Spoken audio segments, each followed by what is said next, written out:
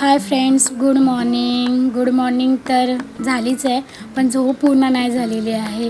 कारण का आमच्या इकडे रात्री पूर्ण रात्र अशी लाईट नव्हती. माझ्या कामावर तर यायची इच्छा नव्हतीच, पण मी आली कारण का सुट्ट्या ऑलरेडी खूप झाल्यात. तर चला बघूया आज मी काय काय बनवलं. इथे पराठ्यांचं पीठ, चपातीचं पीठ आणि ते डाळ शिजायला ठेवले. अंकल आंटीसाठी चहा बनवला आणि आज मला इथे बनवायची आहे तोंडलीची भाजी.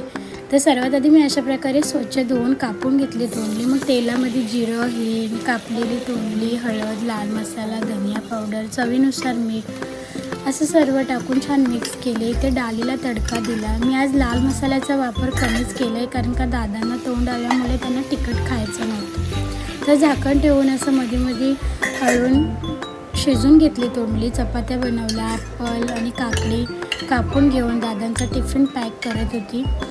पण आपली तोंडली शिजली नव्हती कारण का मला कामावर यायला झालं होतं खूप लेट.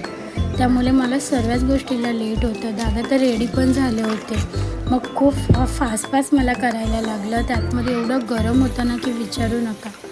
मग अशी तोंडली शिजली. मग ती देखील पॅक केली. ॲपल आणि काकडी असं सर्व पॅक करून मस्त टिफिन पॅक केल्यानंतर मी मस्त माझ्यासाठी चहा ठेवली. ही मळई ना अशी दुधावरची काढून मी घरीच तूप बनवते. नंतर मी चहा एन्जॉय केलं. कसं वाटलं माझा ब्लॉग? फॉलो करा.